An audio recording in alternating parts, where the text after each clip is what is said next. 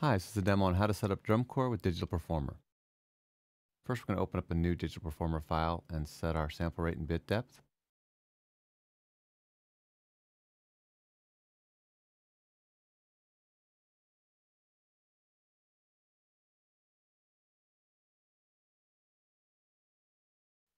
Then we're going to add an aux track and an audio track. We're going to use the aux track as a way to monitor DrumCore, and the audio track as a place to build our drum track.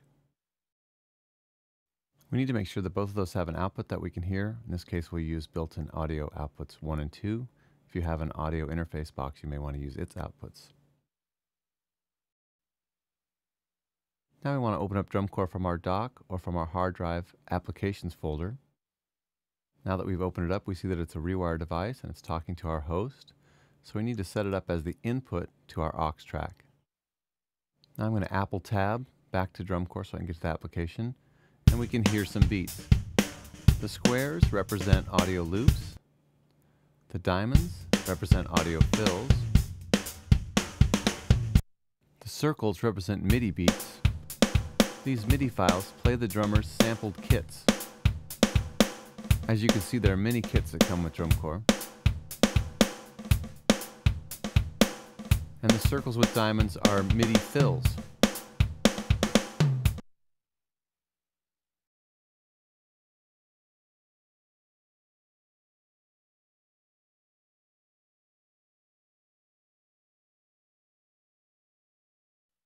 When using Digital Performer and DrumCore, you want to make sure that your audio settings match.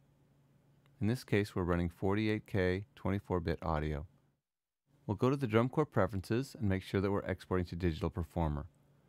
Then we want to make sure that our exported files go where we expect. Choosing the file type we would like, and making sure that the sample rate and bit depth match the one we set in Digital Performer.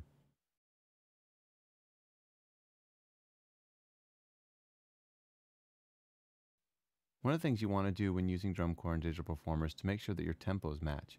You can type in the tempo in DrumCore to match Digital Performer's tempo, or you can use the Transport Tempo Sync button to lock the transports together. This way, when I hit play in Digital Performer, DrumCore plays, and when I hit play in DrumCore, Digital Performer plays, always in sync.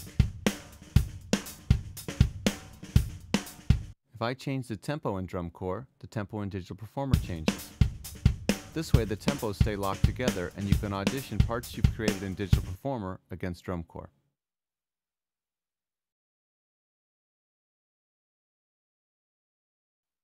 Now we're ready to start exporting some loops and building our drum track. Just click on a loop to audition it, find the loop you like, and drag it up to your audio track. Apple tab back to DrumCore, find another loop you like, and drag it back to Digital Performer. In this way, you can quickly and easily build up a drum track. It's really simple. All you have to do is find loops you like and drag them to Digital Performer. Once you've dragged them into Digital Performer, they become part of that song file. The loops then live with your song file in the audio files folder. Let's try creating a track using MIDI. Open a MIDI track in Digital Performer.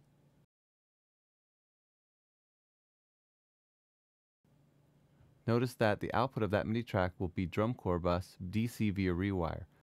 This means that notes that are played on that MIDI track will trigger DrumCore's sample player. DrumCore comes complete with lots of sampled kits from our drummers. You can pick the current kit by going up to Current Kit and choosing any kit you want. In this case, we picked one of Alan White's kits. You can see it's fully loaded, and if I click on the pads, you can hear the sampled sounds. It also comes with 24 pads of percussion along with the 24 pads of drum sounds. To audition these sounds, just click on a MIDI loop. Once you find the MIDI loop you like, drag it into Digital Performer.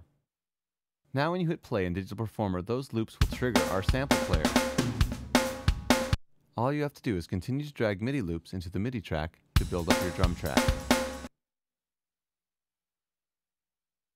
And then you can hear the file back within Digital Performer.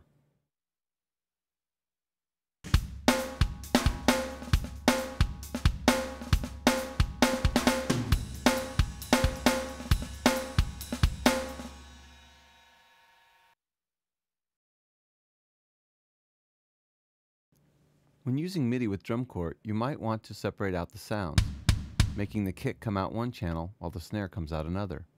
To do this, we use assignable rewire outputs. We click on a pad, select that pad's output, in this case mono 3, go back up to Digital Performer, add another aux track,